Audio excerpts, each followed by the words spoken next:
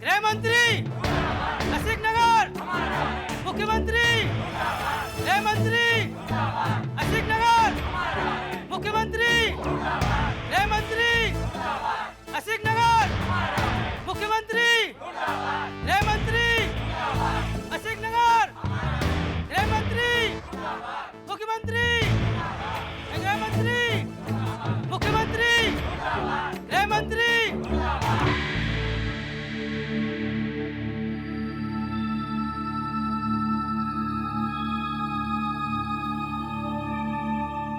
नमस्कार गुरुजी। नमस्कार। ये क्या नया पाठ सिखा रहे हैं आप? आंदोलन हमारी शिक्षा का ही एक हिस्सा है। हम जानते हैं आंदोलन की राजनीति का अपना अलग महत्व होता है, लेकिन आपके छात्रों को आंदोलन नहीं, आपकी शिक्षा की जरूरत है। छात्रों से ज्यादा राजनेताओं को हमारी शिक्षा की जरूरत है। राजनेता तो अपना धर्म निभा रहे हैं, लेकिन शिक्षक अपना कर्म करना भूल रहे हैं। कौन धर्म निभा रहा है, कौन कर्म, ये किसी से छिपा नहीं है। आजकल की नौजवान पीढ़ी तो आपके साथ रहकर आजकल की युवा पीढ़ी काफी बुद्धिमान हो रही है। हमें ये जानकर बहुत खुशी हुई कि हमारे राज्य में कोई तो है जो नौजवान पीढ़ी को इतना ज्ञान दे रहा है। और आपके इस कार्य में विपक्ष आपकी पूरी मदद कर रहा है। मैं यहाँ किसी की मदद से या किसी के विरोध में नहीं आया हूँ। मैं यहाँ हजारों लोगों की जिंदगी का सवाल लेकर मुख्यमंत्री के सामने खड़ा हूँ। आप क्या चाहते हैं? असिक नगर की बस्ती को हटाने की जो कोशिश चल रही है वो बंद कर दी जाए। उस बात को छोड़कर और कोई बात कीजिए।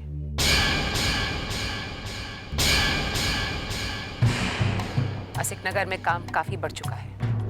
हम यहाँ से हट नहीं सकते किसी भी हालत में। सरकार ने आप लोगों के लिए अलग जगह देखी है जहां आप सबको बसाया जाएगा। और बस्ती के बाकी के 10,000 लोग, वो लोग कहाँ जाएंगे? उन लोगों के लिए भी वैकल्पिक व्यवस्था की गई है। ना वो कहीं जाएंगे ना मैं। आप राज्य के विकास में बाधा डाल रहे हैं गुरुजी। विकास और विनाश का भेद हम भी जानते हैं और आप भी जानते हैं। अब ये फैसला आपको करना है, असिक नगर का विकास हो या फिर विनाश। विकास के नाम पर अगर बस्ती का विनाश हुआ तो हम आमरण अनशन करेंगे।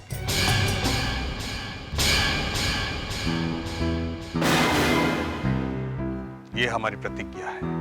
गृह मंत्री मुख्यमंत्री मुख्यमंत्री असिक नगर, असिक नगर, असिक नगर, मुख्यमंत्री गृह मंत्री, मुख्यमंत्री गृह मंत्री असिक नगर। गुरुजी भी भागवत जी की विरोध की भाषा बोलने लगे हैं। हमने उनसे कहा आपके लिए जगह देखिए, चाहिए, इत्मीनान से रहिए, लेकिन नहीं, वो बस्ती के 10,000 लोगों के साथ ही रहना चाहते हैं। रिया, वो हमारे परिवार के गुरु हैं। मैं उन्हें अच्छी तरह से जानती हूँ। एक बार वो किसी विषय पर अड़ जाए तो उन्हें कोई नहीं मना सकता। अभी भी हमारे बच्चे उनके असर में हैं। कृतिका को ही देखो, अभी भी उनके साथ है। जानते हैं, हमारी परेशानी का ये भी एक सबब है। हमारी स्थिति तो कुरुक्षेत्र के अर्जुन जैसी हो गई है। लेकिन उस वक्त तो अर्जुन के साथ भगवान श्री कृष्ण थे, तुम्हारे साथ। हमें अर्जुन और श्री कृष्ण दोनों की भूमिका निभानी होगी, और हम ये जानते हैं, हमें ये विश्वास है कि इस कुरुक्षेत्र में विजयी हम ही होंगे। इस कुरुक्षेत्र में विजयी हम ही होंगे। क्या ऋषभ, तुमने बिल्कुल सही सुना। मैं सीएम हाउस के बाहर आमरण अनशन पर बैठूंगी। ऐसा नहीं हो सकता। पर मैं ऐसा क्यों नहीं कर सकती गुरुजी? कृतिका, अगर तुम आमरण अनशन पर बैठोगी तो सरकार हम पर यह इल्जाम लगा सकती है कि हमने तुम्हें बरगला कर इसे अनशन पर बिठाया, और ऐसे में करण न जाने क्या कर बैठेगा। तो तुम क्या चाहते हो? करण के डर से हम ये आंदोलन छोड़ दें? कृतिका, समझने की कोशिश करो। देखो, अगर तुमने ऐसा किया तो विपक्ष हम पर सरकार के साथ मिले होने का आरोप लगा सकती है, और अगर कहीं ऐसा हो गया तो इस सारे मूवमेंट के ऊपर से लोगों का विश्वास उठ जाएगा। तो हो सकता है ऋषभ कि मैं बेवकूफ हूँ और बेवकूफी करने जा रही हूँ। अक्लमंद लोगों की दुनिया में इंसाफ मांगना भी तो बेवकूफी है ना। मैंने फैसला कर लिया है, मैं आमरण अनशन पर बैठूंगी और मेरे इस फैसले को कोई नहीं बदल सकता। हाँ बोलो।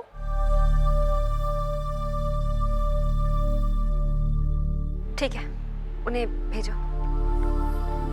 मम्मी, श्वेता और मिसेस माथुर आए हैं शगुन लेके।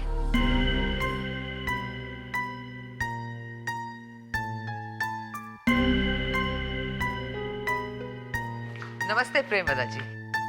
बेटा पहुंचो।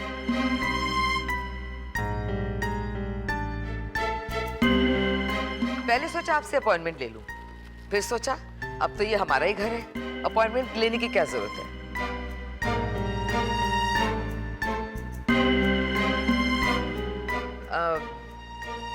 लगता है हमें अपॉइंटमेंट ले लेनी थी। अब आप आ ही गए हैं, बैठिए। Thank you.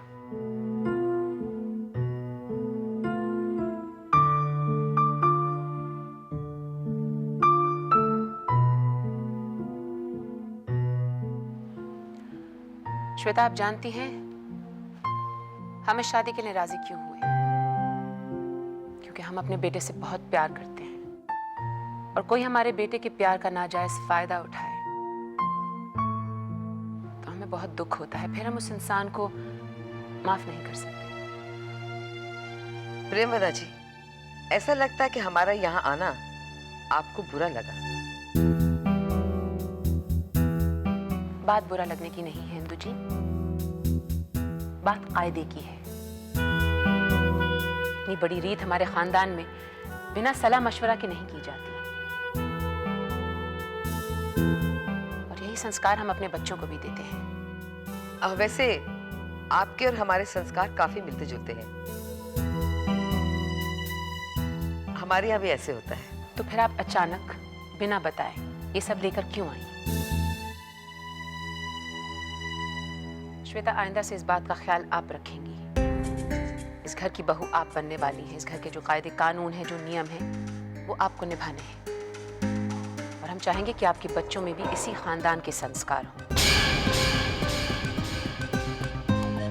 इंदु जी, शगुन जरूरी है या ये सब? ऑब्वियसली शगुन।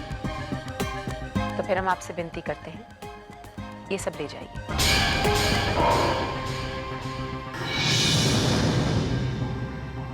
आइंदा ऐसी कोई बात ना हो कि हमें शादी के बारे में दोबारा सोचना पड़े।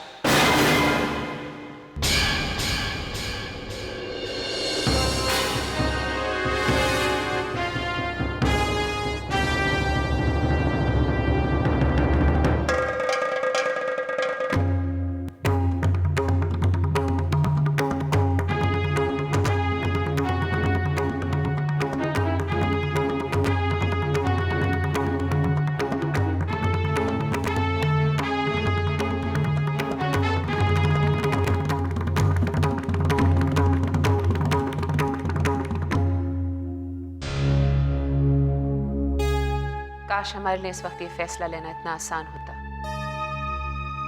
जितना आपके लिए है, लेकिन हम पर सिर्फ हमारे परिवार नहीं, पूरे राज्य की जिम्मेदारी है। अगर ये मध्यवर्ती चुनाव हम हार गए तो कुछ नहीं बचेगा हमारे पास। करण के पिताजी का बलिदान, त्याग, उनके सपने सब खत्म हो जाएंगे। इन मध्यवर्गीय चुनाव से ज्यादा जरूरी इस वक्त हमारे लिए और कुछ नहीं है।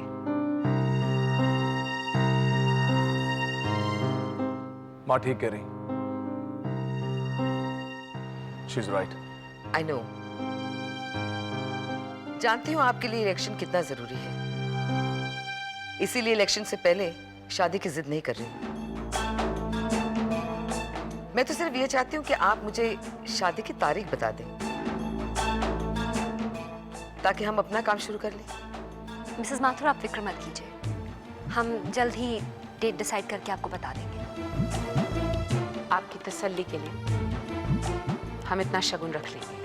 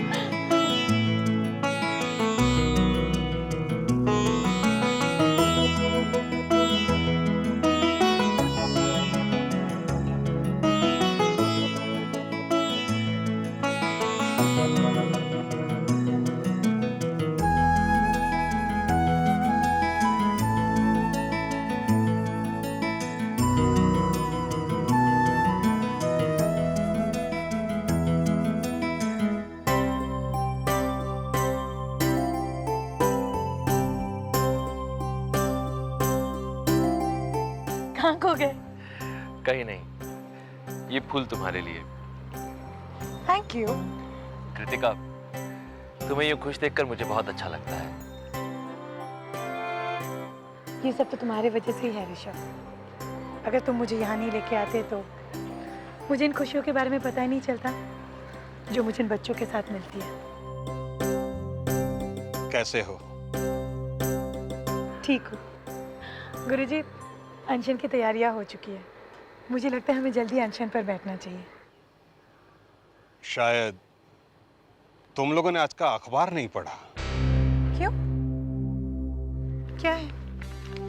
प्रियमवदा देवी ने चुनाव लड़ने का फैसला किया।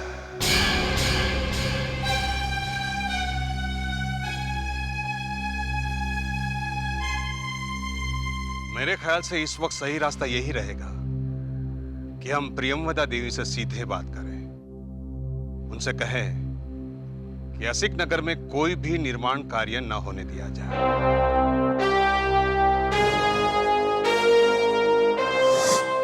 जिस तरह प्रेमवदा हर मौके पे हमारी बेइज्जती करती है,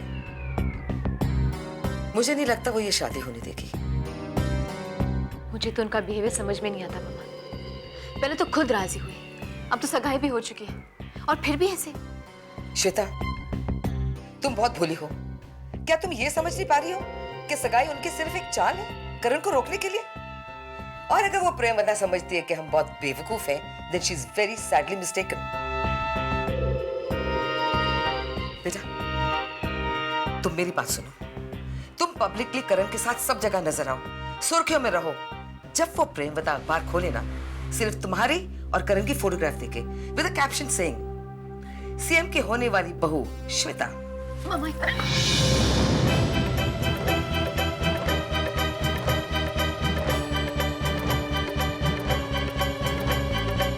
श्वेता, क्या हुआ बेटा? श्वेता, सब ठीक तो है ना?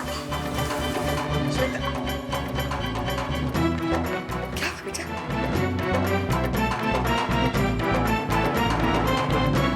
Are you all right?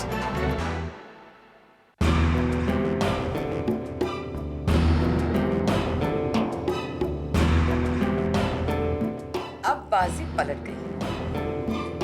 अब देखती हूँ कि प्रियमवदा जी कौन सी नई चाल ढूंढती है शादी को रोकने के लिए।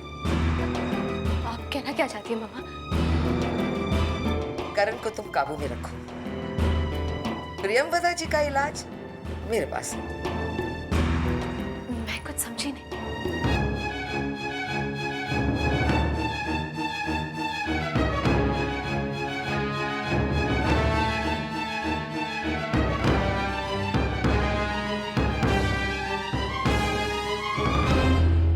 नहीं मम्मा, अगर करण नाराज हो गया तो मैं उसे दुखी नहीं करना चाहती मम्मा। I really love him. And I love you too, beta. I really love you. बेटा, करण को समझाओ, प्यार करती हो ना उससे, शादी करना चाहती हो ना, तो फिर फिक्र करना बंद करो। अब फिक्र करने की बारी प्रियंवदा जी की है।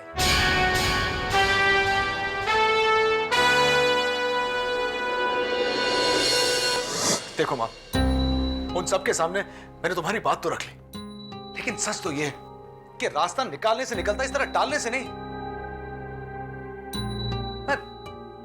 मैं जानता हूं मां, समझता हूं कि इलेक्शंस आर इंपॉर्टेंट, लेकिन मेरी शादी से ज्यादा इंपॉर्टेंट नहीं। क्योंकि मां, यह डेमोक्रेसी तो एक ढकोसला है, सिर्फ कहने के लिए। असली पॉलिटिक्स में लोग उन्हीं को मानते हैं जिनके लिए लोगों के दिलों में दहशत हो, टेरर। मैं समझ नहीं पा रहा हूं तुम्हें इलेक्शंस की इतनी जल्दी क्यों है। देखिए मेरी बात मान लीजिए, मेरी शादी पोस्टपोन करने की बजाय आप इलेक्शन का डेट पोस्टपोन कर दीजिए। करण, लोहे पे चोट मारने का फायदा तभी होता है जब लोहा गर्म हो। तुम्हें क्या लगता है हमें खुशी है ये इलेक्शन लड़ने की? लेकिन तुम्हारे पिता की कुर्बानी बेकार जाए हम बर्दाश्त नहीं कर सकते। जानते हो क्या होगा अगर ये चुनाव हम आगे कर देंगे तो? हमारे विरोधी क्या षड्यंत्र रच रहे हैं, सारे राज्य का भविष्य बिगड़ जाएगा। करण, राज्य का भविष्य? मां, मैं अपने भविष्य की बात कर रहा हूं। आपको मेरे भविष्य की कोई परवाह है या नहीं? करण, ये मत भूलो कि हमारे पास जो कुछ भी है राजनीति का दिया हुआ है। हम भी जानते हैं किस किस की नजर मुख्यमंत्री की कुर्सी पर है। कितनी बड़ी कुर्बानी दी है हम सब ने यहाँ तक पहुँचने की। तुम चाहते हो हम सब गवा दें? तो ठीक है, हम चुनाव नहीं लड़ते, तुम्हारी शादी की तैयारियां करते हैं। प्लीज प्लीज, मेरे कहने का ये मतलब नहीं था और आप अच्छी तरह जानती। अच्छा तुम ही बताओ, इस बार जाके मैं श्वेता और उसके परिवार वालों के सामने क्या बहाना बनाऊं? क्या वजह दूं? कोई वजह मत दो। श्वेता को इस घर की बहू मान लिया है ना हमने। अरे ऐसे थोड़ी। फिर क्या मुसीबत है? थोड़ा इंतजार ही तो चाहते हैं हम। सिर्फ इंतजार करने को कह रहे हैं। हम भी चाहते हैं कि हम अपने बेटे की शादी में खुशी खुशी शरीक हों। हमारे भी कुछ अरमान हैं करण, बस इस वक्त चुनाव पर ध्यान दो। हमें पूरी ताकत की जरूरत है करण।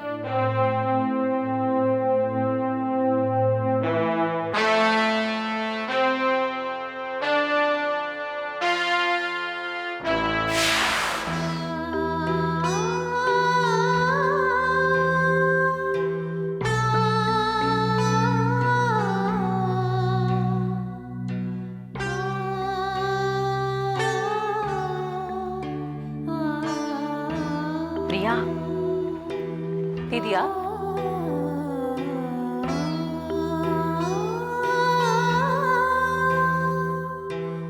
प्रिया, क्या सोच रहे हो तुम? सोच रही थी दीदी, पुराने जमाने और आज के जमाने में कितना फर्क है। वक्त के मिजाज को तुमसे बेहतर और कौन समझ सकता है? सही कहा आपने। और इस वक्त ये चुनाव हमारे लिए बहुत जरूरी है। हमारे परिवार का मान सम्मान सब कुछ इस चुनाव से जुड़ा हुआ है। प्रिया, तुम्हारा चुनाव जीतना तय है। इस वक्त हमारे परिवार के सामने मुद्दा चुनाव का नहीं है, करण और श्वेता की शादी का है। इस बारे में अभी सोचना बहुत जरूरी है प्रिया। दीदी, हम कह चुके हैं कि इतना इंतजार करना होगा कि चुनाव खत्म हो जाए। उसके बाद ये फैसला भी हो जाएगा उन दोनों की शादी का। इंतजार का वक्त ऑलरेडी निकल चुका है। इस मामले में अभी नहीं तय हुआ तो बहुत देर हो जाएगी। हम आपकी बात समझे नहीं। प्रिया, श्वेता करण के बच्चे की मां बनने वाली है।